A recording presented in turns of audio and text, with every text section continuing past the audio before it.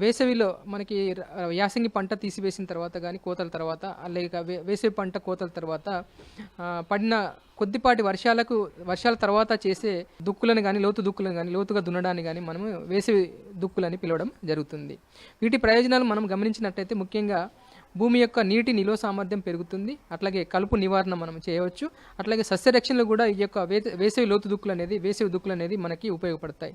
ముఖ్యంగా ఈ యొక్క వేసవి దుక్కులు చేసే ముందు మనకు పొలంలో పశువుల ఎరువు కానీ లేదా కంపోస్ట్ కానీ లేనట్లయితే చెరువు మట్టిని కానీ వేసుకొని తర్వాత దున్నుకోవాలి. ముఖ్యంగా వీటిలలో పశువుల ఎరువు డైరెక్ట్గా కానీ లేకపోతే మేకల మందను కానీ లేకపోతే గొర్రెల మంద కానీ మనం అక్కడ పొలంలో వదిలేసి వాటిని అవి విసర్జించిన విసర్జక పదార్థాలు కానీ మూత్రము లాంటివి భూమి లోపలికి వెళ్ళి నేలని సారవంతం చేస్తాయి.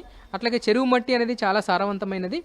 చెరువు మట్టిలో ముఖ్యంగా ఈ యొక్క చెరువులోకి మట్టి ఎలా చేరుతుందంటే వర్షాలు పడినప్పుడు పొలం నుంచి వరద నీరు ద్వారా మనకి పొలంలోని పై పొరలోని సారవంతమైన భూమి మట్టి అంతా కూడా చెరువులోకి చేరుతుంది. కాబట్టి చెరువు నుంచి తీసిన మట్టిని మనము పొలంలో వేసుకొని వాటిని తర్వాత మనము దున్నినప్పుడు కలియ దున్నడం ద్వారా నేలంతా కూడా సారవంతం కావడం జరుగుతుంది. ముఖ్యంగా ఈ చెరువు మట్టిలో చాలా రకాల సూక్ష్మ పోషక పదార్థాలు అట్లాగే స్థూల పోషక పదార్థాలు మనకి పంటకు ఉపయోగపడి పంట మంచి దిగుబడి రావడంలో దోహదపడతాయి.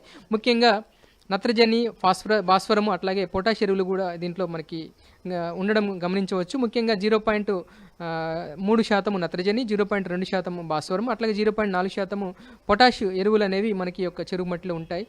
వీటిలో ముఖ్యంగా ఇలా మనం వేసవి దుక్కులు చేసినప్పుడు లోపలి పొరలన్నీ కూడా పగిలిపోయి మట్టి అంతా కూడా పగిలిపోయి నేల గుల్లబారడం జరుగుతుంది. దీని ద్వారా మనము విత్తనాలు విత్తుకున్నప్పుడు యొక్క విత్తనాలు మంచిగా మొలవడం జరుగుతుంది. అట్లాగే నేలలోని వివిధ పొరల వరకు కూడా వేరు వ్యవస్థ వ్యాపించి వివిధ పొరల నుంచి ఆహార పదార్థాలను పోషక పదార్థాలు కానీ నీరు కానీ వాటిని పీల్చుకొని మొక్క మంచిగా బలంగా ఆరోగ్యవంతంగా పెరుగుతుంది. కాబట్టి రోగాలు కానీ తెగుళ్ళు కానీ అలాగే పురుగులు కానీ రాకుండా మంచిగా పెరిగి మంచి దిగుబడి రావడంలో ఈ విధంగా మనకి దోహదం పడుతుంది. ఇలా నేల సారవంతం కావడం వల్ల గుల్లబారడం వల్ల అది భూమిలో ముఖ్యంగా ఈ యొక్క సూక్ష్మజీవులు అనేది పెరగడం జరుగుతుంది. అట్లాగే నేల సారవంతం కావడం జరుగుతుంది. ఈ విధంగా నేల ఆరోగ్యవంతంగా అవుతుంది. కాబట్టి వేసవి లోతు దుక్కులు చేసుకున్నట్లయితే ఈ విధంగా ప్రయోజనం ఉంటుంది. ఇలానే కాకుండా మనకి కలుపు అనేది చాలా ముఖ్యమైన సమస్య.